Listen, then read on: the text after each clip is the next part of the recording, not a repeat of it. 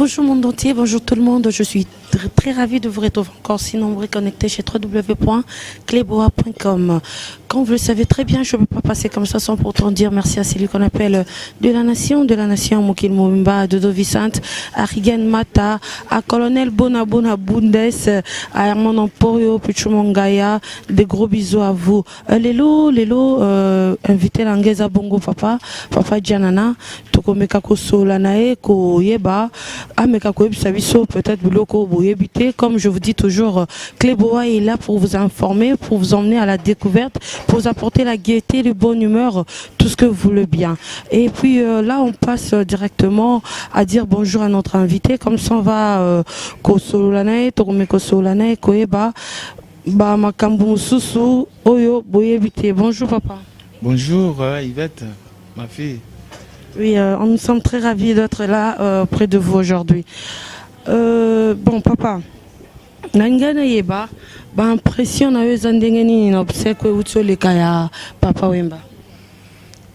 Non, d'abord, na pesi remerciement belé na gouvernement, surtout le gouvernement il y a Abidjan et Côte d'Ivoire.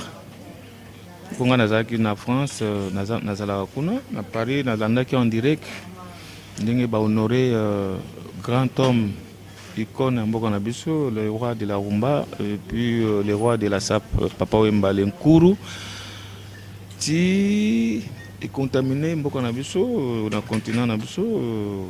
Na moni penza tokoli to mona ba matanga ya minene ya ba grand star mais ba honorer Papa Wemba na mona atikala ko mona ngotepe on dirait ko zala so bongo souté un jour na sepeli d'abord yango et puis na ndenge tozana mawa biso tout tozaka na Europe ndenge toyaki na délégation ya na discipline na ngai janana biso bato à Paris ba musicien ba fan ba staff donc il y a Papa Wemba au moins 4-5 avions toyaki.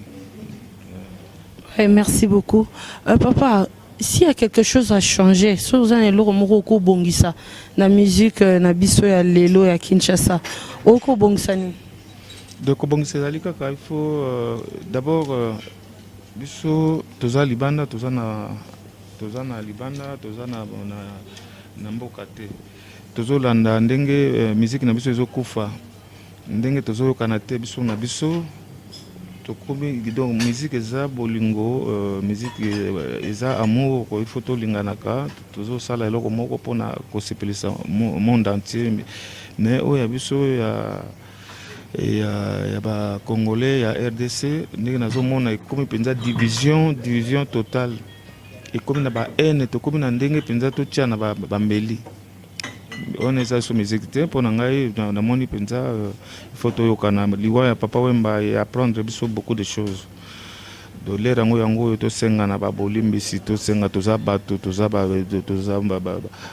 za famille bazayowa biso moko ba congolais à RDC to lingana ka to longola esprit wana ya biso virus wana longwa po to tombola musique ya mboka na biso ndenge tozomona na bapaya ndenge bazo simba na state wa ba américain bamo ba pays les plus puissants du monde mais bazo yokana na musique ba featuring wana ba nini pour na kaka ba bato baleka ba to approcher bango te mais pour oya biso pe division totale na sepeli na ngote vraiment nazo senga musique na biso échanger to lingana d'abord au fond du cœur, tout ça, on a pardon. Le roi Papa Wemba il apprend beaucoup de choses. Tout ça l'effort, tout ça l'effort. Ata, naebi keza facilité, mais et là comme makasi yango on a pour la musique na biso kenda bolingo. Tolongo la ba polémique, ba bilobela, biloba loba ba petit pic wana yango za bien te. Oui, merci. On dirait bato bakoka msala bien tende bakima na ba polémique, tu trouves pas? Donc le beat, on appelle ça. Vraiment, ça fait énormément plaisir à Yaya Germain.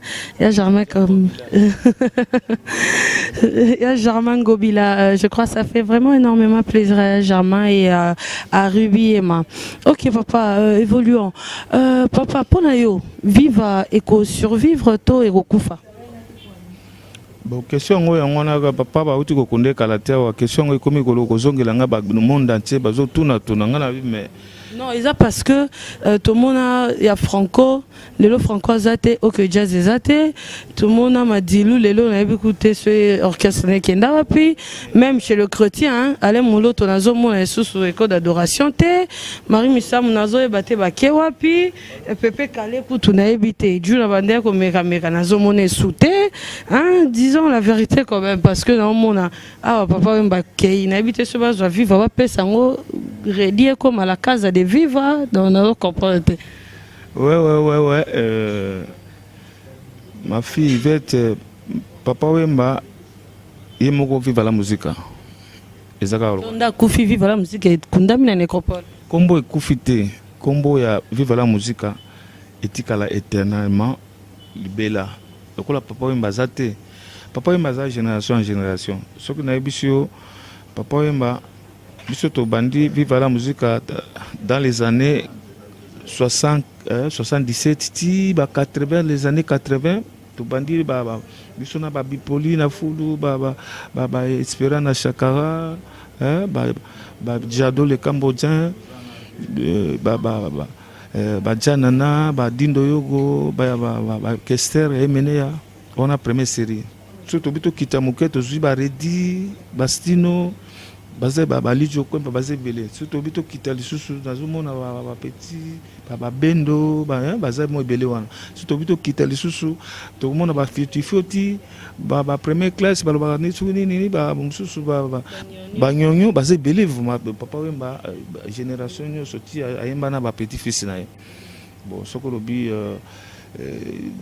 ce qui papa lokwa papa mazalité na ko encadrer a discipline ko utawapi bon les qui me sont à cause de Maëlle, mais est-ce que vous respectez pour mon balangage, nazali banda, nazo mon balangage ya, j'ai bazo le calé kana ba télé, bazo wela wana, est-ce que bako yokana, bon, et puis vive la musique ezali, héritage ya bana papa Wemba, maman Rosa Amazon, ceux qui ba matanga tout esili, ba 40 jours eleki, ba nini, na kanisi bako s'organiser, ba pesa moi réunion moko makasi basala moi ba vote baluka jeune oyo akoki ko simba po tolingi vivre kufa te déjà ona etikala éternellement vivre la musique donc la papa ya zazate balobelela kaka po baroke c'est tout soki leader akofi ekufi nango pe leader akofi nango tikoloba mais toujours sala effort vivre la musique etikala tango ba sala ba vote tango Amazon na famille pa Wemba bako s'organiser bakoluka oyo akoki kosimba mouvement. King Kester a koufaki atikala na 2 semaines pour 18 et bima. Mais le tout a 2 ans, tout que 2 ans et demi au King Kester a koufi mais 18 et zo bima karaté. Donc tu vas péter Victor et Elson et Kewapi. Donc c'est pour ça que tu commences comme ça la moi va trouver au mitungi ça qui vive après et à kokufa. Bon papa par rapport à liwa ya papa Wemba et apprendre vie na domaine de liwa papa Wemba na utai koloba et apprendre beaucoup de choses. Papa Wemba il aimait beaucoup la musique. Ngana bi papa Wemba moi kalatro avant ba sala ba vivre wana nazolo bango tout le temps. Papa Wemba na ebi il y a 50 ans même et plus même. Papa Wemba ninga zali wana aebi abenga nga docteur. Aebi janana ngana mona ke musicien te na mona ke même pas collègue na ngai artiste te na mona ke c'est un frère du grand frère à parler ya kati ko ande to lobaka papa Wemba to kola tant maman kuto kufi maman nyondo kufi biso toza ba jeune na irebout biso to mema cercueil ti ko kenda ko kunda na Gombe biso papa Wemba to bani mo kala trop ay binga bien bana na ngai balala ke papa Wemba tant to bandi ko bota bana papa Wemba balala ke pana ngai moi si papa Wemba Rosa Amazon wana ngana ben ya benga ngai yambali ko ba grand frère ngana benga kai leki ya moto. Vous comprenez? Banguna moi si nanga maman ba nanga maman ba mettre gimsi wana ba coller ensemble. Donc ti lelo bazalaka tout isika moko. Toza na fa toza penza na kati ya soko moni na uti ba mboka na rapidement na yepona kunda vie nanga po nayebi histoire ya vivre la musique tango ebandi nga nayebi papa Wemba tango avant vivre banda avant vivre basala vivre papa Wemba azalaki na yoka lokole nako bandango wana tango bazwimba problème na yoka lokole na bamavoela bambuta masakado balongoli papa Wemba ayaki tout de suite epa Evoloko po azalaki na orchestre soute balongoli il faut alanda Evoloko azalaki grand ami na grand na kaka collègue na ye na kati ya Zaiko à l'époque abina alanda Evoloko ntango alanda Evoloko ayekuta ngai na Evoloko na ICFI biso tosalaki ICFI na Evoloko tokoma biso misato tozobeta na ICFI wana vive ezalaka te ozomona ancienneté ngai na papa Wemba ndenge ezali eza bongo peut-être bao baye siko bayebi makambo baviva banini ngai na papa Wemba toyemba na ye avant yango nozomona soki naza na barespect makasi mpona makambo ya souci ya viva mpona moni ndenge ezosalama ti lelo ekoti papa aza lisu te nazomona avenir ya orchestre wana eza wapi il faut penza kotelemela yango mpenza makasi baleki oyo bakopona ye asimba mouvement il faut azala sage azala mpenza donc baleki mosusu ya mayele bazali génération nyonso wana ndenge otangaki biso nyonso wana moko akoki kosimba vivre la musique wana mpo kombo wana ekufa te quoi. Espérons. Papa, quel beau souvenir aux garder pour la papa Wemba? Bah souvenir des ébélés, bah souvenir à papa Wemba des ébélés. Ce que nous avons c'est que ça nous muke. Ngai papa Wemba, ngai naza conseiller privé à papa Wemba. Papa Wemba, ce que ça na moi ba discussion na baleki ya artiste hein. Bon bazola nanga ba ebi moi discussion zalaka akoyi bisanga rabenga nga docteur. Ozomona makama mutu na yo azoloba lozoba boy sikoyo ngai na ebi ndenge nini na kosolola na ndeko na nga wana natanga kombo te po tozana zanga ba matanga banini ozo comprendre atna bo bakufa na bo bazali nga mutu nazo conseiller bango ponga nazaki kwa mukolo na bango ozo comprendre après papa Wemba nga mutu nazaka mukolo ya ba musicien tout ya vivre la musique. Ouais. Parmi les albums à Papa Wemba, laquelle t'a beaucoup marqué? Ezebele, Papa Wemba sali beaucoup. Nazoe ba analengo, tant que comme na Bruxelles, na visa 80. Pour tous autres, nazo baka ndengo lobi, ba bon souvenir nanga na mbala liboso na ya na poto. Grand maître Franco Luambo a salaki visa 80. Il faut avoir jeune orchestre qui est poto pour la première fois. Bazoaki vive la musique. Vive la musique, il y a Papa Wemba. Na visa 80 à l'époque. Papa Wemba signalé ngabi docteur, obi que token de poto ngana na tchetembe. Ngabi ah bon oui, token de poto. A signalé mené ya dindo, hein? Ndenge zalaki. Souvenir nanga bien na mati avion na vie nanga liboso Papa Wemba na groupe na vive la musique ba minga na poto na 80 na moni ba neige et c'était yaki ba période ya ba décembre ba neige à l'époque yako kita penza ba 2 mètres na moni yango ba souvenir zebele ba souvenir ya Papa Wemba mususu nini Papa Wemba tango asali tango aye na poto attends na loba nini souvenir tango Papa Wemba aye na poto dernièrement awa tango mwana a immortalisé Sapolosi mwana na ye maître Gims pour maître Gims abotami na vivre la musique azo vivre papa ndenge bazolata ba Sapolosi azo vivre toujours albino Sapolosi lokola ngana comme na niveau oyo il faut na immortaliser sapé et que na niveau international et on a salaki sapé comme jamais Papa Wemba azaki na besoin ya mwana ba yambana kina maître Gims apesi au moins 6 places apesi 6-7 places pour papa Wemba senga qui pour na petit fils nae ba fan na maître Gims il faut akende na Bercy maître Gims abetaki na Bercy ba pesa qui est trophée à disque de diamant pour la première fois. Il fallait dédier yango akomisaki papa Wemba trop ndenge papa Wemba akomisaki donc eza ba souvenir moko ya bien oyo nakobosa nango te kala te awa avant kofa même pas un mois vraiment ba souvenir zebele ya papa Wemba nakobosa naka yango te ti nakokata moto ngai. Voilà, merci beaucoup papa. Parlons un peu de maître Gims. Étant que star aux ans à monde dans la musique, tant que moi on a eu à embrasser mon doigt en réaction à Zakani. Ah, vous tenez question bien. Ngai maître Gims a 4e fils nanga. Maître Gims bayana ye baene na ye. Bazaki bango tout ba musicien na ndako bango bandi chant penza te bango ba ko rapper bana poto. Makelele na ndako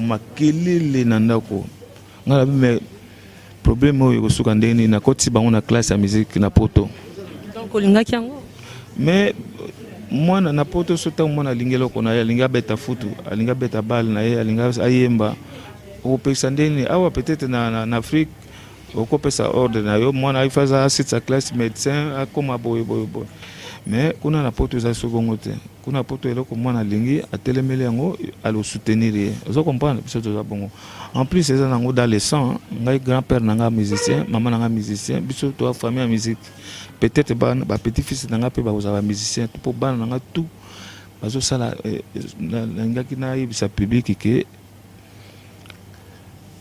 juna famille eza bana nanga 5 baba oya ba musicien bazo sala ba yokani ba sala ntemo na bango juna family ndenge ba Jackson 5 ba sala kana ba Michael Jackson bana nanga ba sali juna family soko beti na YouTube juna family maître Gims soko mona ba bom na bango ndenge zali ndenge zako ekobima kalate ba zoom eza na kati ba meilleure chanson oyo monde entier ezozela. Oui, merci papa. Papa, ozo préparer album? Nous avons préparé l'album, ça fait longtemps, ça fait très longtemps. La fan na janana, juna janana RTL, oya chaki petit tourna lito ya ajnaite ezanga. Na zuba menace belé, bambule leke belé, na bimisaka lisusu te, na zwaki mo repos mo boye, bon. Eza na ngobo repos, eza la musique eza na ngo football te, na l'air moko comme na âge moko bo ba 30, 35 ans au katanité.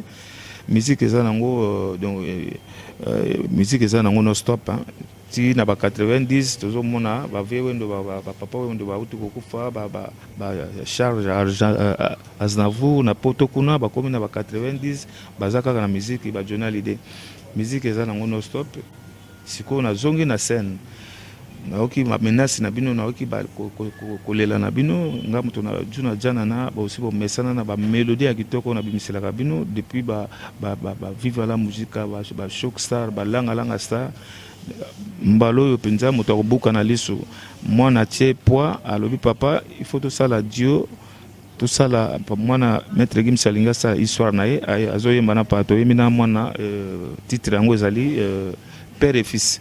Père et fils, wana to yemina maître Gims titre moko et puis titre etikali je l'aime to yembina papa Wemba dernièrement même pas un mois a oti ko tia voix papa Wemba bokoyo kango nazoke na mbango na poto pona kosala finition ya mixage kalate bokoyo ngai na papa Wemba dernier studio na ye na juna janana oyo bokomona ngo tout à l'heure eza je l'aime eza avant album ebima je l'aime on a yembeli mama top modèle, Fifi top modèle. Je l'aime comme album, comme titre. Il y a 8 chansons. Beaucoup de CP beaucoup de gâté. Hein, maman? Vraiment, j'ai confiance. Je vois, ça fait énormément plaisir à celui qu'on appelle Alain Kalombo, à toute la famille Kalombo. En plus, à Clément Bongo Passi. Ouais, on continue avec papa. Papa, namoni na musique nabino ezaki plus ba réalité vie. Mais musique alelo namoni côté moi vulgarité makasi ba fa nango ba changer toi, c'est le même ou qu'est-ce que tu peux dire par ça? Oui, autour de question bien. musique na biso to bana ko vivre la réalité ko yemba ba réalité ya monde ya mokili mais ces derniers temps il y a 15 ans 10 ans 15 ans musique to komi ko mona to komi ko yoka bon ba langage musu ekoti na kati ya bien te bon yango wana motezo teka do ba artiste na biso ba komi ko profiter na ba terme wana ba langage wana pona kaka bateka soko lobi gros mot na nzembo na yote nzembo ko teka mate or que na habité ce que ça bien et comme nango penza virus tikali libela est-ce que to ko changer yango bon sensible na biso bon est-ce que ezali bon ce que ezali mais tozo kaka partout ils ont continué tout album monyo sika et tozo kaka 2-3 chansons il faut moi ba gros mots zanakati pour nzembo te kama banini mais pour ngai nazo condamné comme peu nazo condamné te pour musique na biso comme nango soki o sali beauté tozo tunana ka biso ba musicien to tout ça nini bon soko soko tiete bokoli andenge nini et comme nango bongo alors musique to comme kokota penza comme na suka quoi ndé nazo mona pour est-ce que ko changer alors ce que ko changer peut-être il faut biso ba mikolo to yokana penza pour to casser le wana virus wana mais on dirait que tu m'as cassé hein makasi est-ce que yango na zoloba est-ce que c'est possible ko simba pour il y a 3e 4e génération matisi sous pima pilipili donc comme ils sont ndenge mususu yango na mawa trop na musique na biso ya mboka ba gros mots et comme koteka ba langage wana na ba danse wana na ba grimace ya kobina alors comme kokota ti na ba continent mususu c'est grave. Vraiment. Là, j'ai dit bonjour à celui qu'on appelle Teddy Vitangola, Luanda France, un sister qui vraiment tout n'a papa déjà et c'est délicieux na banza. Papa, chanson préférée na musique ni so ya Papa Wemba, la banze bonyo sa Papa Wemba. Chant préféré na na 4 ans. Non yem bisalanga yote.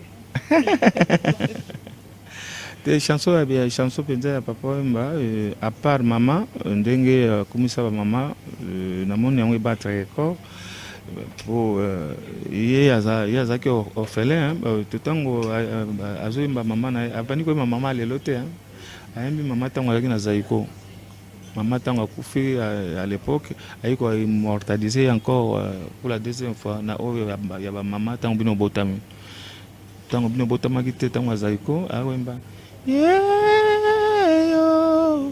ngana peleli pamba tongo etanilinga boye liwananga somo okolela boye nalamuka se na pongi mama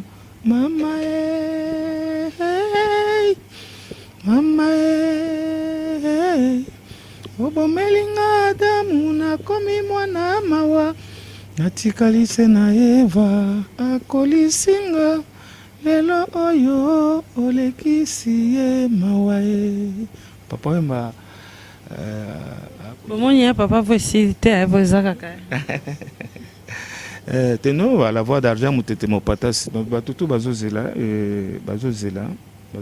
je l'aime je l'aime tianana boki moi kala batu bazana posa sali ba featuring na je l'aime ba featuring à part Papa Wemba la Maître Games oui ba sali featuring na Redi Amisi bozo mona ngomi bozo landa ngona je t'aime na MJ30 à la voix de miel to sali na ba Pims to sali na ba Gilio et to sali na ba Luciana to imbi na ba Stino Mubi to za mo ebele bon ba retardé ça ouais wana penza tango boko vivre ngo boko mona penza viva penza na au grand complet viva penza style wana ya kala tango wana boyo kango ndenge Redi ba ilo kanto ayembi vraiment j'ai confiance en Redi Amisi mais j'ai 30 Stino ouf c'est grave ça oui papa.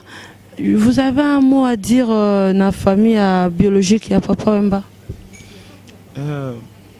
soki tosisi na yo awa lokola ngai nazo voyage nazozonga lobi nazokende tout de suite na résidence ya papa Wemba na okuta mama Rosa Amazon leki ya moto ya benga ngai ya mbali nazokende ko consoler pour la dernière fois ko encourager pour liwa eza passage obligé quoi donc atia pour na yebi pasi eza na ye asali na mobali na ye bambula ebele plus de 45 ans na donc bakoli ensemble bon eza pasi mpo abosana sikoyo ndenge nayebi na kokonsole ye naza kokende kokonsole ye na bana et puis nazokende courage na koencourage liwa eza passage obligé ata totie mutu makasi foto oyeba kaka liwa eza kaka nsima atobeti kara.